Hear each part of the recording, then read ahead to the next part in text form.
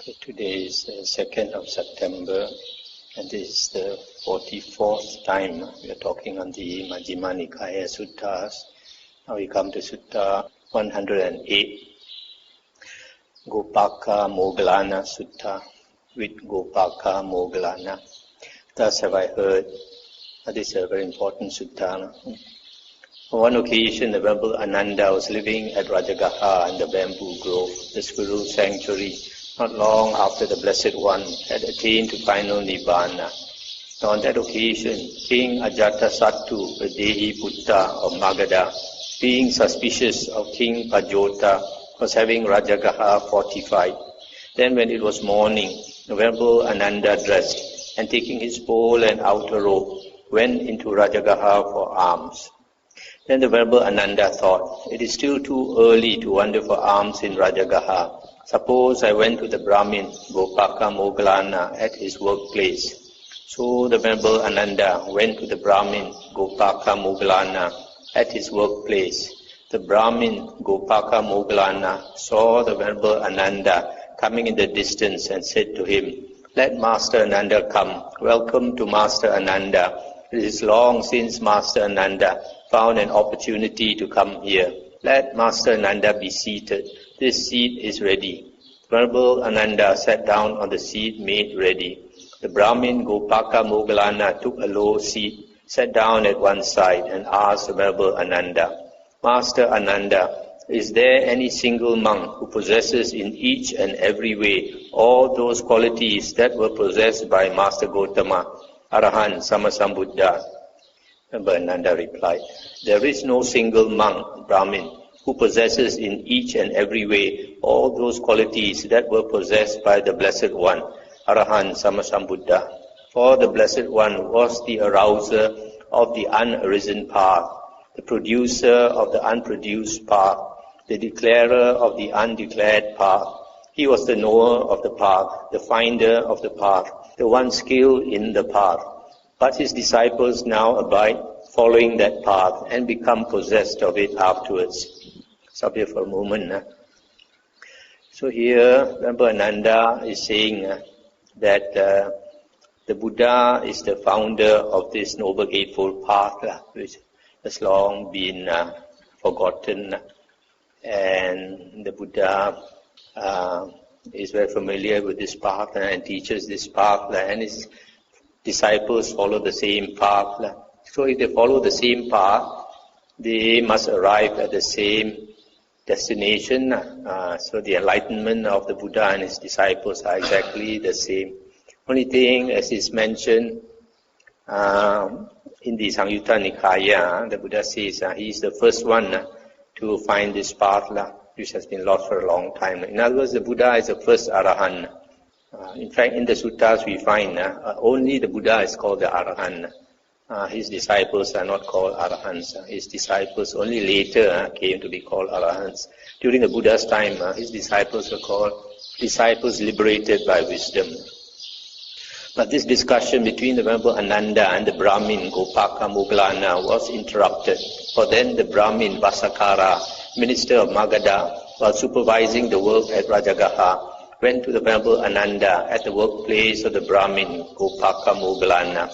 He exchanged greetings with the Venerable Ananda, and when this courteous and amiable talk was finished, he sat down at one side and asked the Venerable Ananda, "For what discussion are you sitting together here now, Master Ananda, and what was your discussion that was interrupted?" Brahmin, the Brahmin Gopakamoggallana asked me, "Master Ananda, is there any single monk who possesses in each and every way all those qualities that were possessed by Master Gotama, Arahant, Sammasambuddha?" I replied to the Brahmin Gopakamoggallana, "There is no single monk, Brahmin, who possesses in each and every way all those qualities that were possessed by the Blessed One, Arahant, Sammasambuddha. For the Blessed One was the arouser of the unarisen path, producer of the unproduced path, declarer of the undeclared path, etc. But his disciples now abide following this path and become possessed of it afterwards. This was our discussion that was interrupted when you arrived. Is there, Master Ananda, any single monk who was appointed by Master Gotama thus? He will be your refuge when I am gone. and whom you now have recourse to. There is no single monk, Brahmin, who was appointed by the Blessed One who knows and sees, Arahant Sammasambuddha thus. He will be your refuge when I am gone, and whom we now have recourse to. I'll stop here for a moment. So actually we find in the Mahaparinibbana Sutta, when the Buddha was about to enter Parinibbana, Venerable Ananda asked him, whom should we follow after you are gone? And the Buddha did not appoint a disciple to take his place. Instead, the Buddha said, you follow the Dhamma and Vinaya that I have taught. That will be your teacher after I am gone.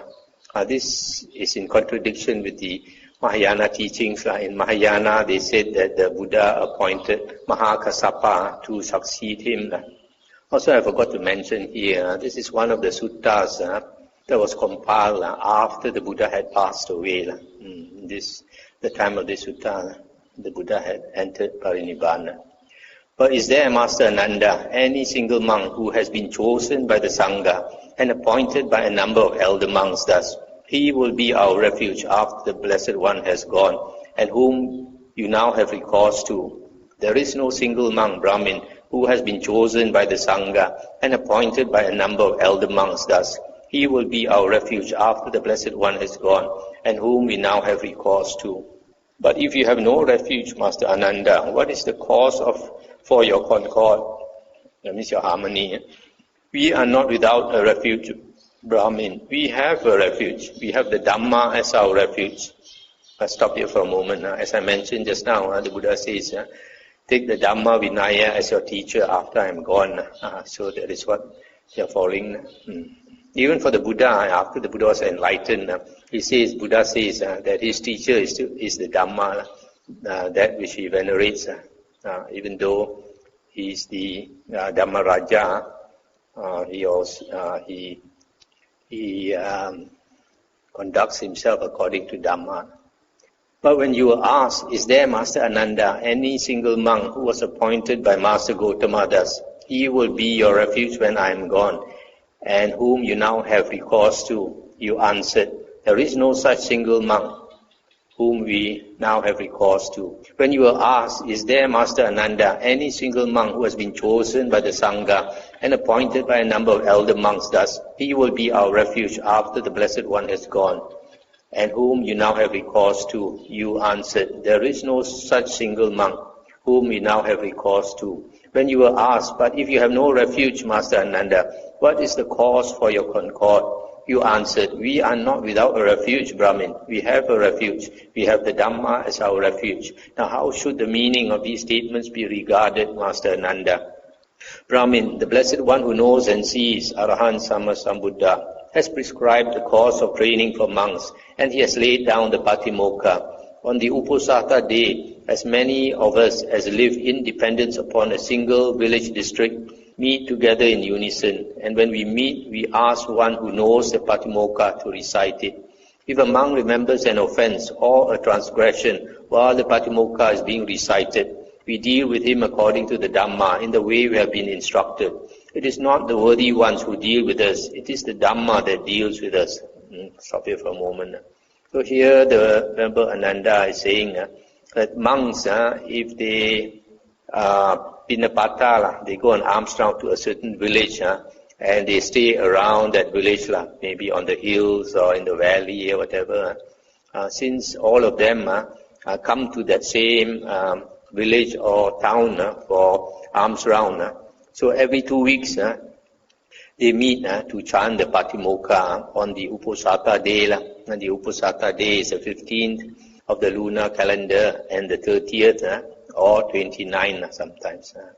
So when they come together, if they have any offense, they will confess to another monk, and so they practice the Dhamma Vinaya as laid down by the Buddha.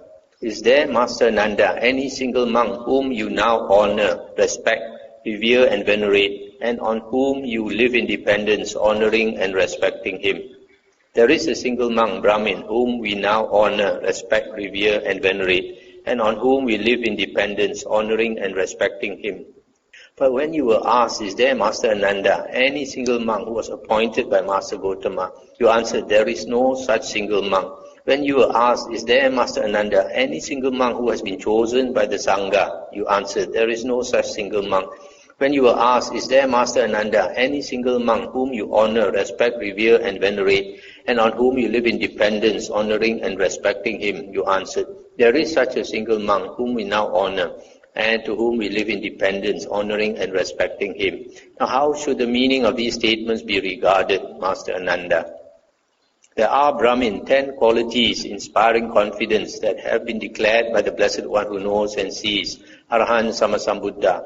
When these qualities are found in anyone among us, we honor, respect, revere and venerate him, and live in dependence on him, honoring and respecting him. What are the 10? Here, Brahmin, a monk is virtuous. He dwells restrained with the restraint of the Patimokkha. He is perfect in conduct and resort. Seeing fear in the slightest faults, he trains himself by undertaking the training precepts. Number 2, he has learned much, remembers what he has learned, and consolidates what he has learned. Such teachings as are good in the beginning, good in the middle, and good in the end, with the right meaning and phrasing, and which affirm a holy life that is utterly perfect and pure. Such teachings as these he has learned much of, remembered, mastered verbally, investigated with the mind, and penetrated well by view. Number 3, he is content with his robes, arms, food, resting place, and medicinal requisites. Number 4, he obtains at will, without trouble or difficulty, the 4 jhanas that constitute the higher mind and provide a pleasant abiding here and now. Number 5, he wields the various kinds of psychic power. Having been one, he becomes many. Having been many, he becomes one. He appears and vanishes. He goes unhindered through a wall, through an enclosure, through a mountain, as though through space. He dives in and out of the earth as though it were water. He walks on water without sinking, as though it were earth. Seated cross-legged, he travels in space like a bird. With his hand he touches and strokes the moon and sun, so powerful and mighty. He wields bodily mastery even as far as the Brahma world. With the divine ear element, or heavenly ear element, which is purified and surpasses the human, he hears both kinds of sounds, the celestial or the divine, and the human, those that are far as well as near. Number 7, he understands the minds of other beings, of other persons, having encompassed them with his own mind. He understands the mind affected by lust as affected by lust, and the mind unaffected by lust as unaffected by lust. He understands the mind unaffected by hate as affected by hate, and the mind unaffected by hate as unaffected by hate. He understands the mind affected by delusion as affected by delusion, and the mind unaffected by delusion as unaffected by delusion. He understands a contracted mind as contracted, and a distracted mind as distracted. He understands an exalted mind as exalted, and an unexalted mind as unexalted. He understands a surpassed mind as surpassed, and an unsurpassed mind as unsurpassed. He understands a concentrated mind as concentrated, and an unconcentrated mind as unconcentrated. He understands a liberated mind as liberated, and an unliberated mind as unliberated. Number 8, he recollects his manifold past lives, that is 1 birth, 2 births, 3, 10, 100, 1,000, many worlds, cycles, etc. Thus, with the aspects and particulars, he recollects his manifold past lives. Number 9, with the divine eye or heavenly eye, which is purified and surpasses the human, he sees beings passing away and reappearing, inferior and superior, fair and ugly, fortunate and unfortunate. And he understands how beings pass on according to their actions or karma. Number 10, by realizing for himself with direct knowledge, he here and now enters upon and abides in the liberation by mind and liberation by wisdom that are taintless with the destruction of the taints. These, Brahmin, are the 10 qualities inspiring confidence that have been declared by the Blessed One who knows and sees, Arahant Sammasambuddha. When these qualities are found in anyone among us, we honor, respect, revere and venerate him, and live in dependence on him, honoring and respecting him. When this was said, the Brahmin Vasakara, minister of Magadha, said to General Upananda, Stop here for a moment. So these 10 qualities, if you have a look at it, first one is virtuous. That means he has his moral conduct. He is restrained by the Patimokkha, the 227 rules, precepts. And then number 2, he has much learning, Bahu Satcha or Bahu Sutta. That means he knows the Dhamma very well. And number 3, he's a contented person. Number 4, he has the 4 jhanas. And then number 5 onwards are the abhinyas. The abhinyas are the higher knowledges. 5 of them are various types of psychic power. And then the last one is the destruction of the asava, or destruction of the taints, which is synonymous with enlightenment, with liberation. So these are the 10 qualities. When this was said, the Brahmin Vasakara, minister of Magadha, said to General Upananda, "What do you think, General? When these worthy ones honor one who should be honored, respect one who should be respected, revere one who should be revered, and venerate one who should be venerated, surely they honor one who should be honored, respect one who should be respected, etc., and venerate one who should be venerated. For if these worthy ones did not honor, respect, revere, and venerate such a person, then whom could they honor, respect, revere, and venerate, and on whom could they live in dependence, honoring and respecting?" Then the Brahmin Vasakara, minister of Magadha, said to the member Ananda, "Where is Master Ananda living now?" I am living in the bamboo grove, Brahmin. "I hope, Master Ananda, that the bamboo grove is pleasant, quiet, and undisturbed by voices, with an atmosphere of seclusion, remote from people, favorable for retreat." This is a type of place a practicing monk wants to stay. Pleasant, quiet, undisturbed by voices, with an atmosphere of seclusion, remote from people, favorable for retreat. And remember, Ananda said, "Indeed, Brahmin, that the bamboo grove is pleasant, quiet and undisturbed by voices, with an atmosphere of seclusion, remote from people, favorable for retreat, is because of such guardian protectors as yourself.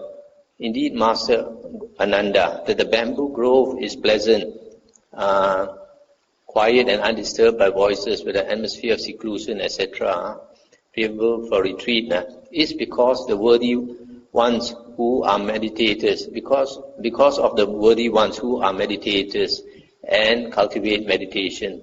The worthy ones are meditators and cultivate meditation." Stop here for a moment. So here, remember Ananda says that they have such a suitable place like the bamboo grove to practice is because of strong supporters like this minister, guardian protectors. They protect the monks, protect the monks' places. And then he is a bit humble. He said, "No, it's because the bamboo grove is so pleasant because of monks like you who meditate." And he continued, "On one occasion, Master Ananda, Master Gotama was living at Vesali in the hall with the peaked roof in the great wood. Then I went there and approached Master Gotama, and in many ways he gave a talk about meditation. Master Gotama was a meditator and cultivated meditation, and he praised every type of meditation." And remember, Ananda said, "The Blessed One, Brahmin, did not praise every type of meditation, nor did he condemn every type of meditation. What kind of meditation did the Blessed One not praise?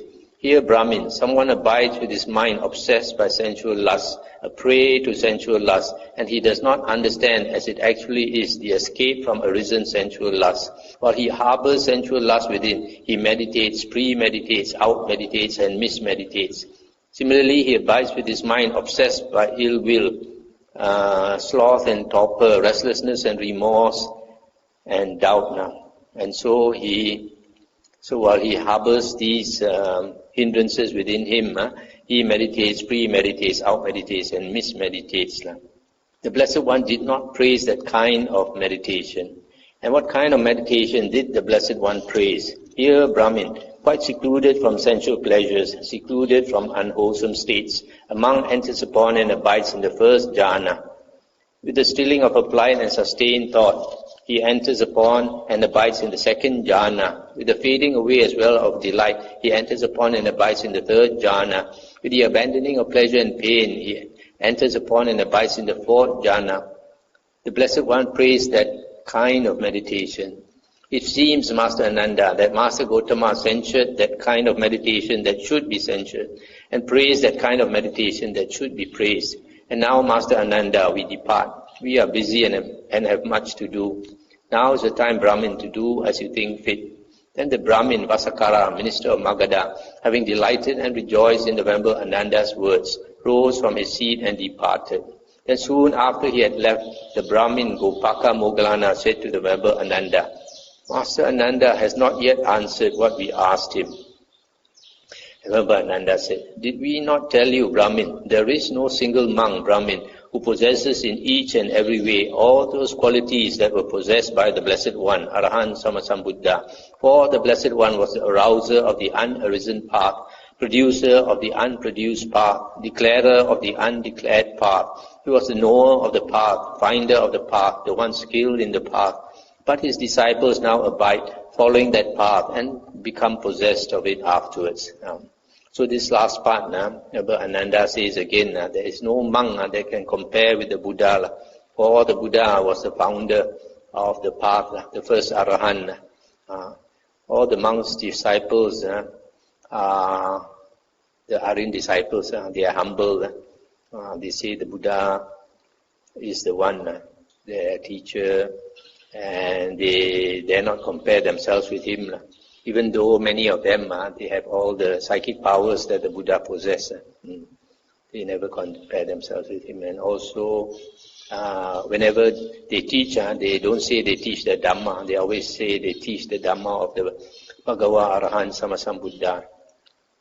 Okay, this most important part is that what type of meditation does the Buddha praise and what type of meditation does he not praise? The type of meditation that the Buddha did not praise is the one where a monk is obsessed by the five hindrances, sensual lust, ill will, sloth and torpor, restlessness and remorse and doubt. These five hindrances, as we know, are the cause of our delusion, our stupidity, not seeing things as they really are. So, if you meditate and you don't get rid of these five hindrances, you are not practicing Buddhist meditation. And what type of meditation did the Buddha praise? Is the first jhana, second jhana, third jhana, fourth jhana. So from here, it's very clear that Buddhist meditation is only the four jhanas, nothing else. And we can see in some other suttas that only when a person attains the jhanas can he get rid of the five hindrances.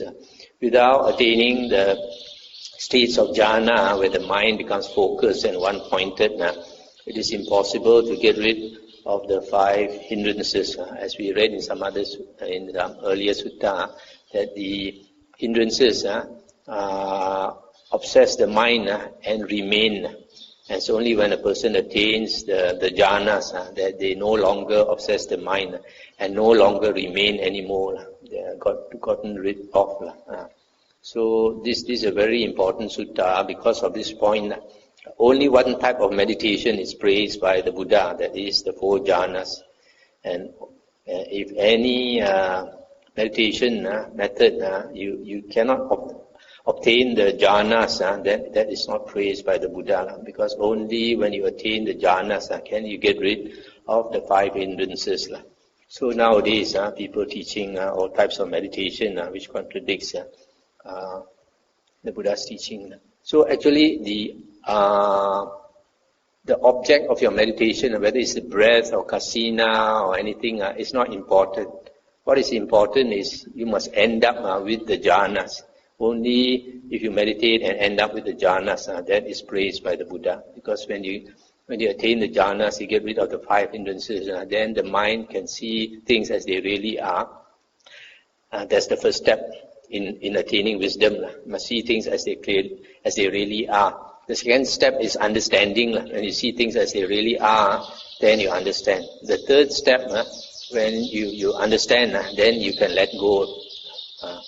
So that is wisdom. The final purpose of wisdom is letting go. If a person thinks he has wisdom but he cannot let go, he certainly does not have wisdom. Okay, now we come to the next sutta, 109, Mahapunnama Sutta, the greater discourse on the full moon night. This sutta, I think, is also found in the Samyutta Nikāya, Samyutta 22, Kanda Samyutta 22.82. Thus have I heard. On one occasion, the Blessed One was living at Savatthi in the eastern park in the palace of Megara's mother. Palace of Megara's mother refers to Visakha. On that occasion, on the Uposatha day of the 15th, on the full moon night, the Blessed One was seated in the open, surrounded by the Sangha of monks.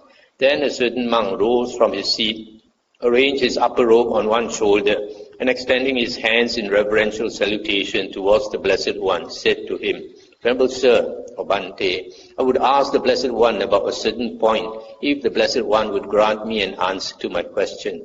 And the Buddha said, sit down on your own seat, monk, and ask what you like. So the monk sat on his own seat and said to the Blessed One, are these not, Venerable Sir, the 5 aggregates affected by clinging, or the 5 aggregates of attachment? That is, the material form aggregate or body affected by clinging, the feeling aggregate affected by clinging, perception aggregate affected by clinging, the volition aggregate affected by clinging, consciousness aggregate affected by clinging. And the Buddha said, these monks are the 5 aggregates affected by clinging. That is, the material form aggregate, the feeling, perception, volition, and consciousness. Saying, good Venerable Sir, the monk delighted and rejoiced in the Blessed One's words. Then he asked a further question. But Venerable Sir, in what are these 5 aggregates affected by clinging rooted? And the Buddha said, these 5 aggregates affected by clinging are rooted in desire, chanda, monk.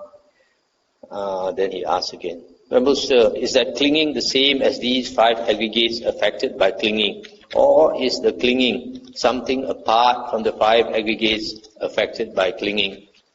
And the Buddha said, monk, that clinging is neither the same as these 5 aggregates affected by clinging, nor is the clinging something apart from the 5 aggregates affected by clinging. It is the desire and lust in regard to the 5 aggregates affected by clinging that is the clinging there.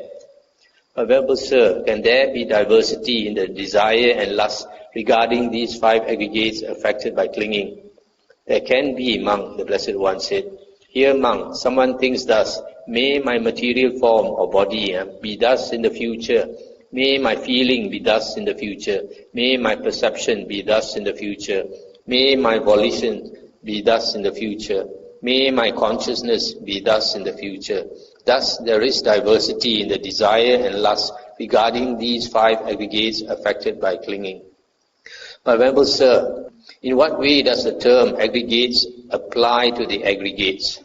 Monk, any kind of material form whatever, whether past, future or present, internal or external, gross or subtle, inferior or superior, far or near, this is the material form aggregate.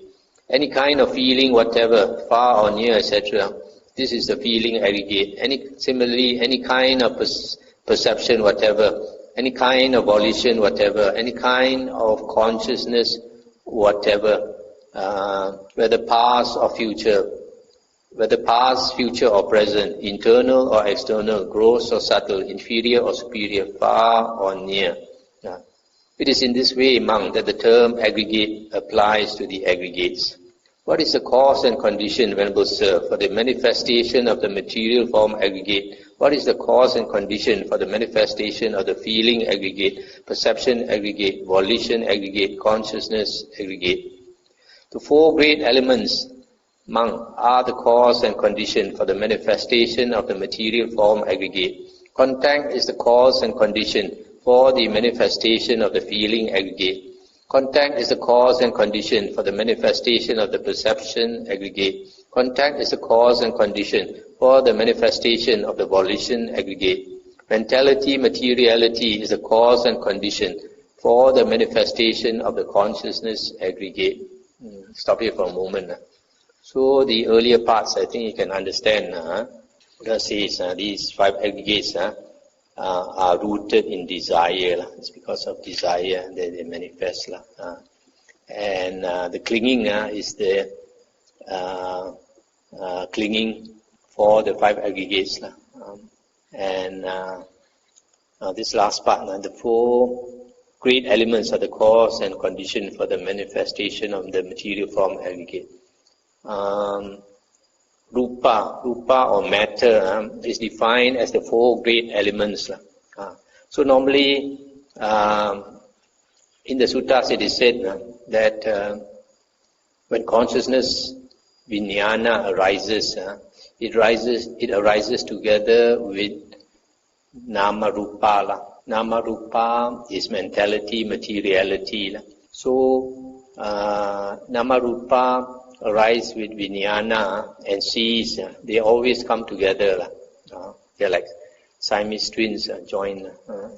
So when you have vijnana, which is consciousness, for these 6 consciousnesses, that means seeing consciousness, hearing consciousness, smelling, taste, touch and thinking consciousness, whenever the consciousness arises, there must be an object. So Namarupa is the object of vijnana, object of consciousness. So Namarupa is phenomena. So this phenomena, what we are conscious of in the world, we normally say has 2 parts, mentality, materiality, the mental part and the material part. The mental part, of course, is from the mind. This material part, rupa, normally we think is the physical world, right? But this physical world in the suttas is defined as the 4 properties, earth, water, fire, wind, the 4 great elements. Earth signifies the hardness element. Anything that we consider hard, we say that is the earth element. Of course, hardness has varying degrees, various degrees of hardness. Even softness also is a type of hardness. And then earth, water. Water is a property of cohesion. Water has a property of cohering things together. It's because of the water element in us that we have a form. If we were to take away all the water from our body, desiccate our body, we turn into powder and the body will crumble. So this water has this property of cohering and giving things a shape. Earth, water, fire. Fire is a heat element. So the presence of the heat element or the absence of the heat element. So that is the heat. And then fire. And then earth, water, fire, wind. Wind is the motion. So this physical world, we like to think of it as something very distinct from the mental, that it is the physical world. But if we consider it in more detail, each one, for example, this hardness. Hardness is a perception. Hardness is perception. So perception is mind-made, right? So similarly with heat, with motion, with this perception of form and all these things. So for example, 2 persons may have a different perception. For example, if somebody, his karma is so bad, he lands up in hell, so he's burned by the fires of hell. Okay? But if an arahant goes to hell, his mind is different, so he does not feel the fires of hell. It's not burned by the fires of hell. So even this physical world that we think is so solid, is so real, actually it's all mind-made. That's why the whole world exists in the 6 consciousness. So when there is consciousness, there is world. There's no consciousness, there is no world. So Nibbana, in the state of Nibbana, Nibbana is not a place. Nibbana is a state when the 6 consciousness ceases. No world exists. And Buddha says Nibbana is an extremely blissful state. Prabhu sir, how does identity view come to be? This identity view is Sakkaya Ditthi.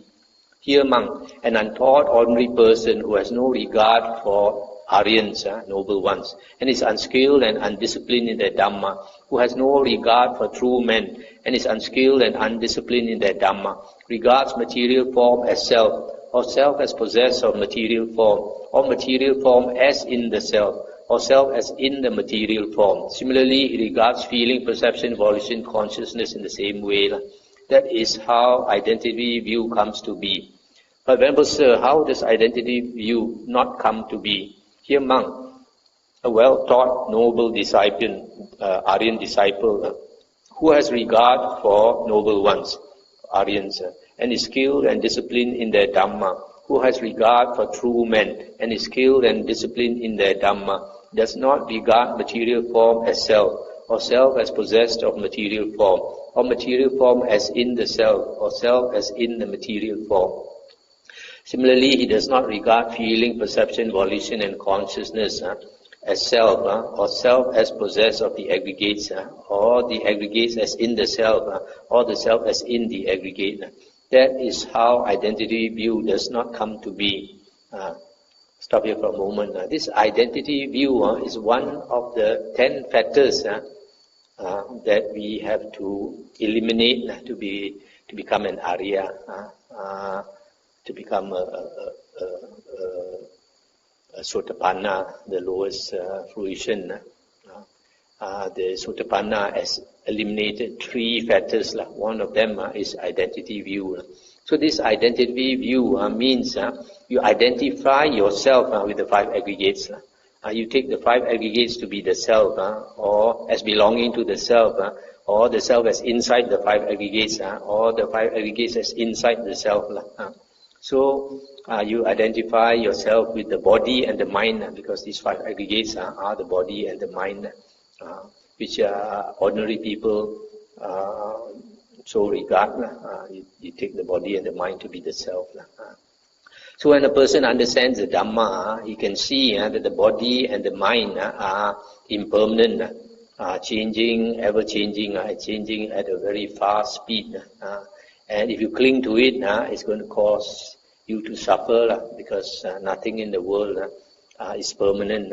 So when a person understands the Dhamma, slowly he let go of this body and the mind. So when he does not see that the body and the mind are the self, so he becomes a Sotapanna. Although he still has a self, and the self is somehow tied to the 5 aggregates, but he can see that the 5 aggregates, the body and the mind, is not the self, or belonging to the self, etc. What, Venerable Sir, is the gratification? What is the danger and what is the escape in the case of material form? What is the gratification, danger and escape in the case of feeling, perception, volition and consciousness?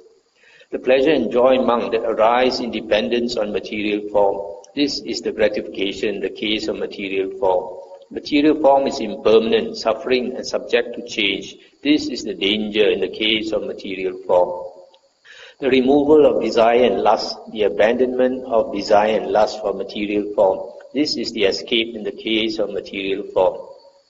Similarly, the pleasure and joy that arise in dependence on feeling, perception, volition and consciousness, that is the gratification in the case of the aggregates.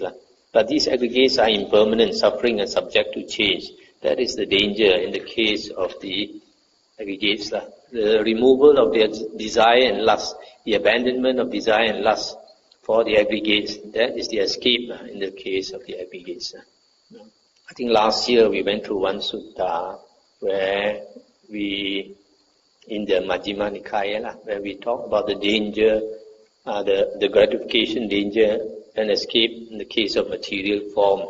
And it was said the gratification of material form is to see a very beautiful body, a very beautiful material form, like in the case of a 16-year-old young girl in the prime of her beauty. And the danger is that when you see her again 80 years later or 90 years later, she's bent over and white hair or no hair, and feeble with age, wrinkled skin, ugly looking. That same girl after many years becomes ugly looking. That's the danger. Or she gets cancer or something in the middle of her life, and then she's lying on her bed, lying on her own excrement and urine, unable to help herself, and people have to feed her, clean her, and all these things. That is again the danger. And then the third case is that after this beautiful girl has died, suppose the corpse is 3 days old. You look at the corpse, it's smelly, bloated, blue-black, and all that. So this is the danger of material form. So things in the world are like that. When it's beautiful, we appreciate it, we want to cling to it, and then it changes. And that beautiful girl becomes ugly, becomes a smelly corpse, and all this. So if we understand the Dhamma, then we realize things that we like to cling to are the very source of suffering. So then we realize it's not worth it. And slowly, as we mature in the spiritual path, we let go. Venerable Sir, how does one know, how does one see, so that in regard to this body with its consciousness and all external signs, there is no I-making, mind-making, and underlying tendency to conceit? Monk, any kind of material form whatever, whether past or present, internal or external, gross or subtle, inferior or superior, far or near, one sees all material form as it actually is with proper wisdom thus: this is not mine, this I am not, this is not myself. Similarly, any kind of feeling, perception, volition, consciousness, whatever, whether past, present, internal or external, gross or subtle, inferior or superior, far or near, one sees them as they actually are with proper wisdom thus: this is not mine, this I am not, this is not myself. It is when one knows and sees thus in regard to this body with its consciousness and all external signs, that there is no I-making, mind-making, or underlying tendency to conceit. Stop it for a moment. So here the Buddha says we have to see these 5 aggregates, any type whatever, whether past or present, internal or external, gross or subtle, inferior or superior, far or near, all types of aggregates are not mine, are not I, are not myself. So when one realizes this, then the tendency to conceit slowly we let go. Then in the mind of a certain monk, this thought arose: so it seems material form is not self, feeling is not self, perception is not self, volition is not self, consciousness is not self. What self then will actions done by the not-self affect? Then the Blessed One, knowing in his mind the thought in the mind of that monk, addressed the monks thus: it is possible, monks, that some misguided man here, obtuse and ignorant, with his mind dominated by craving, might think that he can outstrip the teacher's dispensation thus: so it seems material form is not the self, feeling is not self, perception is not self, volition is not self, consciousness is not self. What self then would actions done by the not-self affect? Now monks, you have been trained by me through interrogation on various occasions in regard to various things. Monks, what do you think? Is material form permanent or impermanent? Impermanent, Venerable Sir. Is what is impermanent suffering or happiness? Suffering, Venerable Sir. Is what is impermanent suffering and subject to change, fit to be regarded thus: this is mine, this I am, this is myself? No, Venerable Sir. Monks, what do you think? Is feeling, perception, volition, consciousness permanent or impermanent? Impermanent, Venerable Sir. Is what is impermanent suffering or happiness? Suffering, Venerable Sir. Is what is impermanent suffering and subject to change, fit to be regarded thus: this is mine, this I am, this is myself? No, Venerable Sir. Therefore, monks, any kind of material form whatever, whether past, future or present, internal or external, gross or subtle, etc. Similarly, any kind of feeling, perception, volition, consciousness, all should be seen as they actually are with proper wisdom thus. This is not mine, this I am not, this is not myself. Seeing thus, a well-taught noble disciple becomes disenchanted with material form, disenchanted with feeling, disenchanted with perception, disenchanted with volition, disenchanted with consciousness. Being disenchanted, he becomes dispassionate. Through dispassion, his mind is liberated. When it is liberated, there comes the knowledge, it is liberated. He understands birth is destroyed, the holy life has been lived. What had to be done has been done. There is no more coming to any state of being. That is what the Blessed One said. The monks were satisfied and delighted in the Blessed One's words. Now while this discourse was being spoken, through not clinging, the minds of 60 monks were liberated from the Thames. That's the end of the sutta. This last part now is very important. You find this logic that the Buddha uses when the Aryan disciple understands it, then he let go and he becomes liberated. Namely, that the Buddha makes them see that these 5 aggregates are impermanent. And what is impermanent is a source of suffering. And what is permanent, a source of suffering and subject to change. It is not fit to regard it as mine or I or myself. So when they see this, then they let go, become disenchanted. The problem is, unless our body is very sick, it's very difficult to see this. But imagine one day, if you have cancer, you have terminal cancer, and your body, the cancer has run all over the place, and it's giving you a lot of pain, and it's breaking up. Then only that person will see really what the Buddha says. What is impermanent is suffering, and not fit to be regarded as I and mine. Okay, I think we have time to go another sutta. Sutta 110, Culapunnama Sutta, a shorter discourse on the full moon night. Thus have I heard. On one occasion, the Blessed One was living at Savatthi in the eastern park in the palace of Megara's mother. On that occasion, the Uposatha day of the 15th, on the full moon night, the Blessed One was seated in the open, surrounded by the Sangha of monks.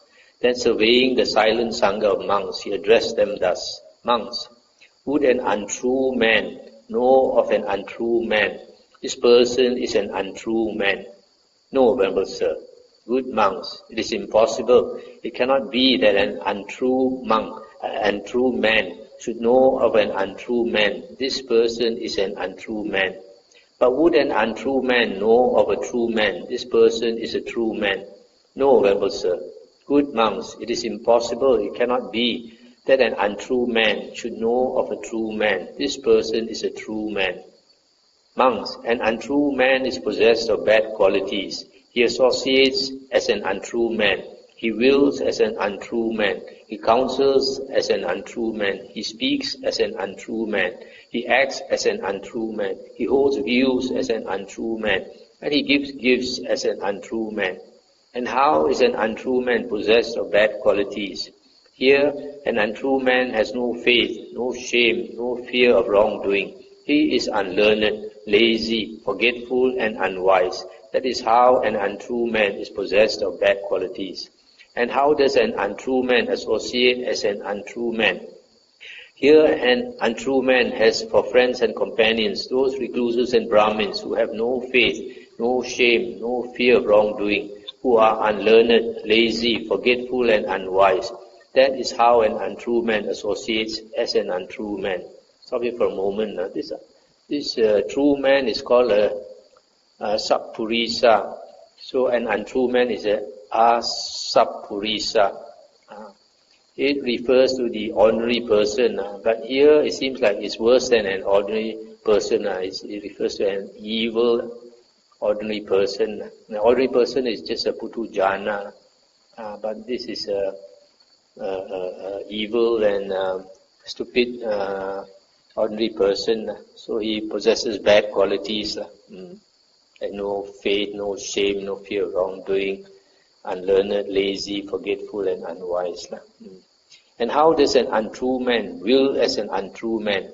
Here an untrue man wills for his own affliction, for the affliction of others, and for the affliction of both. That is how an untrue man wills as an untrue man. And how does an untrue man counsel as an untrue man? Here an untrue man counsels for his own affliction, for the affliction of others, and for the affliction of both. That is how an untrue man counsels as an untrue man. And how does an untrue man speak as an untrue man?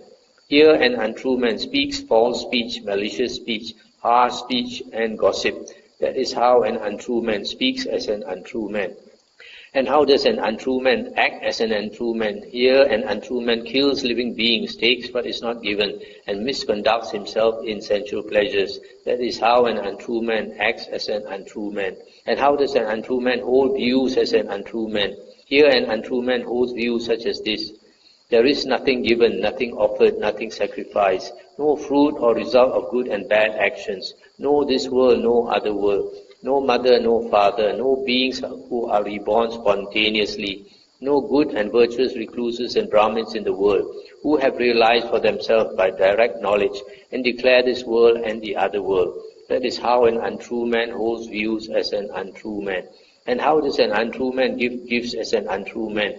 Here an untrue man gives a gift carelessly, gives it not with his own hand, gives it without showing respect, gives what is to be discarded, gives it with a view that nothing will come of it. That is how an untrue man gives gifts as an untrue man. That untrue man thus possessed of bad qualities, who thus associates as an untrue man, wills as an untrue man, counsels as an untrue man, speaks as an untrue man, acts as an untrue man, hold views as an untrue man, and give gifts as an untrue man. On the dissolution of the body after death, he appears in the destination of an untrue man. And what is the destination of untrue man? It is hell or the animal world. I stop here. So this untrue man is one who is walking the path to hell or the animal world.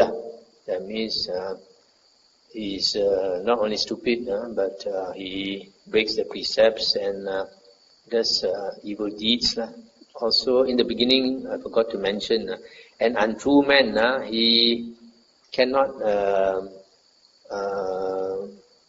distinguish an untrue man from a true man. He cannot really know another person. Why?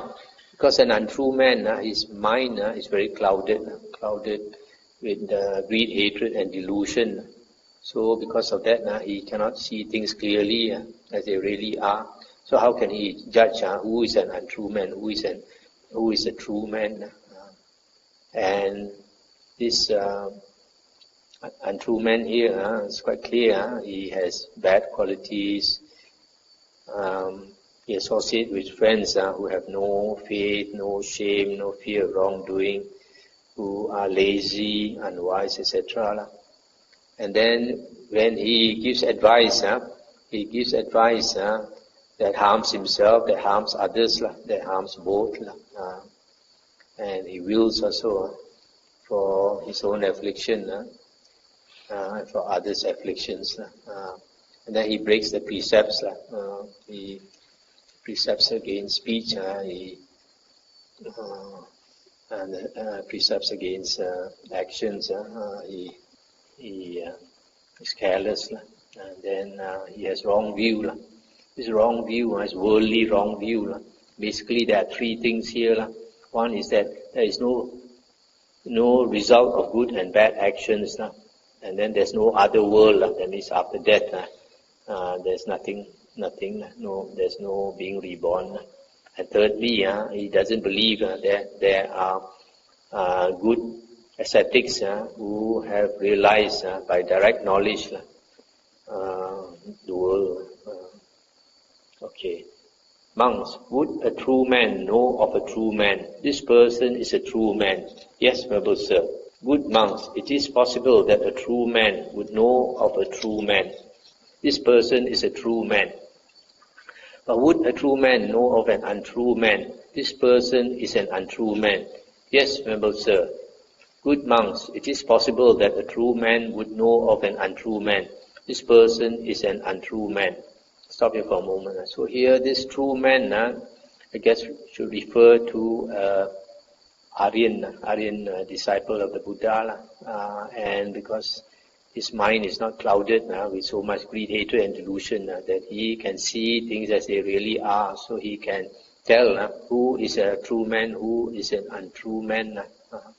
Monks, a true man is possessed of good qualities. He associates as a true man. He wills as a true man. He counsels as a true man. He speaks as a true man. He acts as a true man. He holds views as a true man. And he gives gifts as a true man. And how is a true man possessed of good qualities? Here, a true man has faith, shame, and fear of wrongdoing. He is learned, energetic, mindful, and wise. That is how a true man is possessed of good qualities. And how does a true man associate as a true man? Here, a true man has for his friends and companions those recluses and Brahmins who have faith, shame, and fear of wrongdoing, who are learned, energetic, mindful, and wise. That is how a true man associates as a true man. Let's stop here for a moment. You see, every one of us, we have our ideals. Different people have different ideals. So a true person, a wise person, he appreciates those qualities that are good. So he himself has a sense of shame, fear of wrongdoing. He's energetic, not lazy. He is wise, etc. So, as the saying goes, birds of the same feather flock together.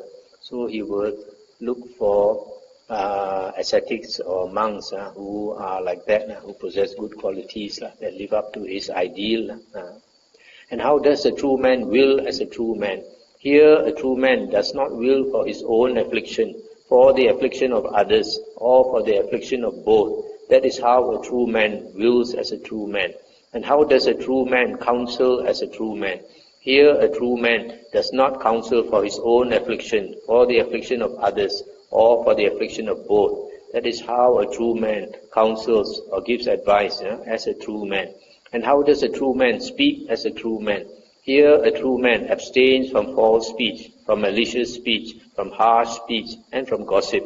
That is how a true man speaks as a true man. And how does a true man act as a true man? Here, a true man abstains from killing living beings, from taking what is not given, and from misconduct in sensual pleasures. That is how a true man acts as a true man. And how does a true man hold views as a true man? Here, a true man holds views such as this. There is what is given and what is offered and what is sacrificed. There is fruit and result of good and bad actions. There is this world and the other world. There is mother and father. There are beings who are reborn spontaneously. There are good and virtuous recluses and Brahmins in the world who have realized for themselves by direct knowledge and declare this world and the other world. That is how a true man holds views as a true man. And how does a true man give gifts as a true man? Here, a true man gives a gift carefully, gives it with his own hand, gives it showing respect, gives a valuable gift, gives it with the view that something will come of it. That is how a true man gives gifts as a true man. That true man, thus possessed of good qualities, who thus associates as a true man, wills as a true man, counsels as a true man, speaks as a true man, acts as a true man, holds views as a true man, and gives gifts as a true man. On the dissolution of the body after death, reappears in the destination of true men. And what is the destination of true men? It is greatness among the gods, or greatness among human beings. That is what the Blessed One said. The monks were satisfied and delighted in the Blessed One's words. That's the end of the sutta. So in the Buddha's teachings, you notice here that it is good to be born among the gods or among human beings. Some people, they say, it's not good to get a rebirth in heaven. It's not true. It's difficult to get rebirth in heaven. So if you say it's not good, it's like sour grapes. What you cannot get, you say it's no good. So we'll stop here. Anything to discuss? One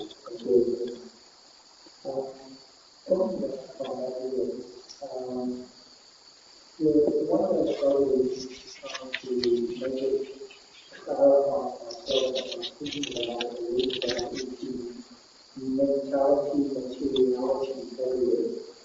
I was wondering if you could kindly expound on that just really to make it a little bit more tangible, because I think the very recent word because volition sometimes I've heard that it's before, and sometimes I've heard it's a decision.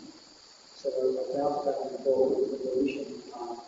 But the mentality, materiality, the mentality, is that thought, or is that you thinking, for example, I want to buy a house, or I need a car? Is that a mentality, materiality kind of thought? And I know that at times I overlap each other, so thank you. This mentality, materiality is nama, rupa. Nama refers to a few things in the suttas, the contact. I have to check, I think it's in Sutta 43, let me see. But just, we have to spend some time to go through it. But just briefly, mentality and materiality, just now I mentioned, is the phenomena, what we are conscious of. Right? So, the mentality part, we have internal and external. Right? So internal is what arises in our mind. External is what arises in other people's minds. And rupa, materiality, is also internal and external. What is internal, our own body, and what is external, other bodies and other physical objects, etc. in the world. So the mental part, you're asking about the mental part, right? The mental part, in the Buddha's teachings, although he talks about thoughts, volition, feeling, perception and all that, if you really look into it, they're all basically different types of consciousness. Feeling is a type of consciousness. Feeling is a type of consciousness. Volition is a type of consciousness, right? Yeah. So, that being the case, so I guess the Buddha has defined it in a certain way, so we just accept it as that. I think there are some monks who have tried to analyze it, and they have given a lot of thought to it, and they come up with things like in the Abhidhamma. And I think it's not worth the time to investigate all this, because the Dhamma, as the Buddha says, the purpose of the Dhamma is like a raft or going across to the other shore. It's not for analyzing and arguing with people and for the sake of knowledge. It is not for the sake of knowledge. It is for the purpose of cutting our greed, hatred and delusion. So sometimes a lot of these it's not worth the time to investigate too much. Ordinary day person is that the central value, the six senses. Yes, what? Six senses. The sense pleasure, the eyes, the smell. Is it very wrong to all these meditations and practice without feeling? Because sometimes you see a Buddha, okay, you know it's a Buddha, but as soon after that you saw it, you come out and so on and so forth. Therefore, there's no feeling. But in the first instance, the reaction will be oh, I like this, I like this, and so then, or I like this food, that food. You get wrong in sense of It's not wrong to have sensual pleasures or to have money or to have a lot of children and property and all that. The Buddha says that is not wrong. But if you suffer because of it, then it's wrong. If you don't suffer, for example, somebody like Natapindika or somebody like Visakha, they are very rich, but they know how to use their money to do dana, to benefit people, and at the same time enjoy themselves. The Buddha said, if you have a lot of money, for example, the Buddha says, firstly, use it to enjoy yourself. Secondly, you benefit your family, make them happy, make them enjoy life. And then you benefit your friends and relatives, your workers, and you keep some for doing charity, so that you can get some blessings out of that. Because as you enjoy life, we use up our blessings. So it's important to replenish our blessings. So if we know how to conduct ourselves, if you are wise, if you are guided by the Dhamma, then you can enjoy life now and then act in such a way that you will get to enjoy life again in heaven. Okay. But that you need wisdom. You need to be guided by the Dhamma. Could you elaborate a little bit more about these how you face it now and talk about eliminating? Besides that, what other major factors besides elimination? The most important condition to enter the stream, because the first path is to enter the stream. The most important condition is to understand the Dhamma, to get right view. When you get right view, then you have become a first path attainer. Okay? And in the suttas, in the Majjhima Nikāya, Sutta 43, I think, it says there are two conditions for right view. One is the voice of another person, somebody else teaching you the Dhamma. Of course, nowadays that includes the books. And the second condition is yoniso manasikara, thorough attention. Okay? Now, not everybody is able to have yoniso manasikara. Yoniso manasikara means you have quite a clear mind, so that when you listen to the Dhamma, you can understand. Okay? So it helps if you practice samatha meditation. When you practice samatha meditation, you train your mind to focus, to become one-pointed.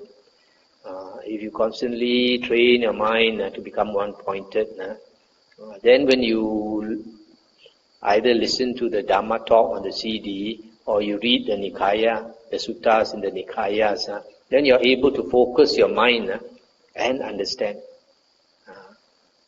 So I always say, for us, the spiritual path, two things are most important. One is to listen to the Dhamma that is based on the original suttas, and the second is to practice samatha meditation to train your mind to focus. We have a bunch of simpler questions.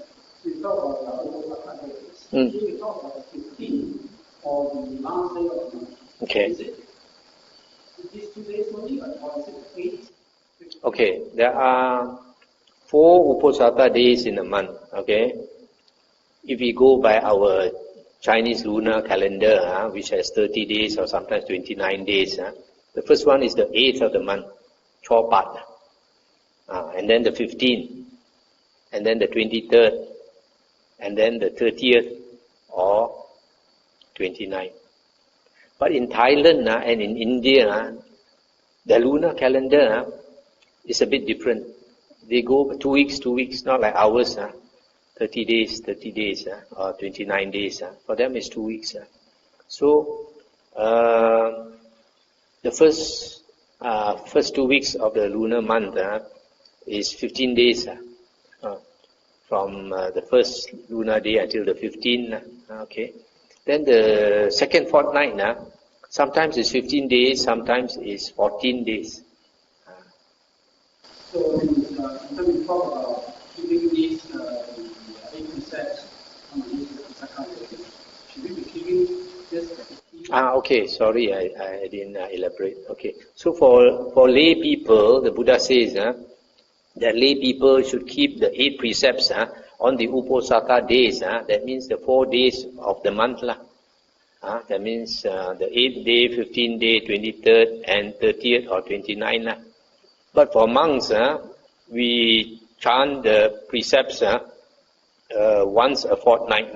That means on the 15th lunar day and the 30th. You know 30th means 29.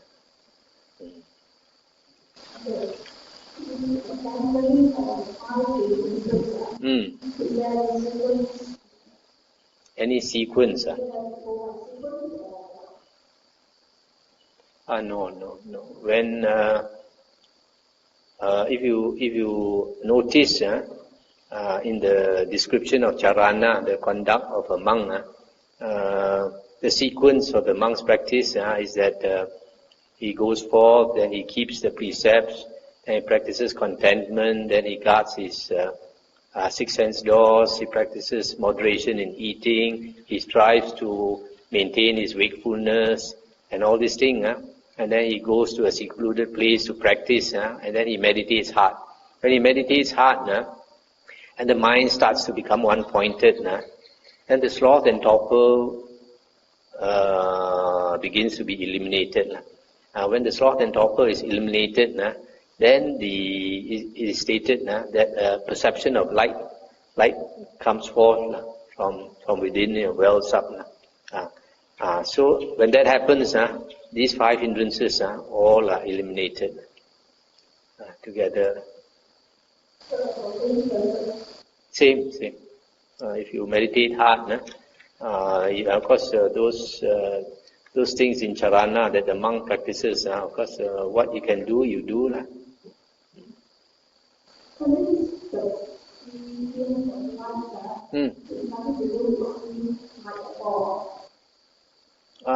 There's a perception of light welling up.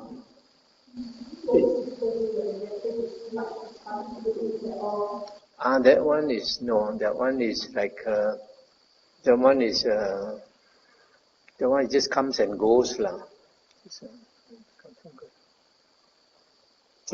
阿支歡有聽到嘛？呢個 Sutta 108，佛陀講淨係4禪淨係4禪係佛陀嘅禪如果冇割呢個5蓋啦，佛陀唔讚咁樣嘅禪。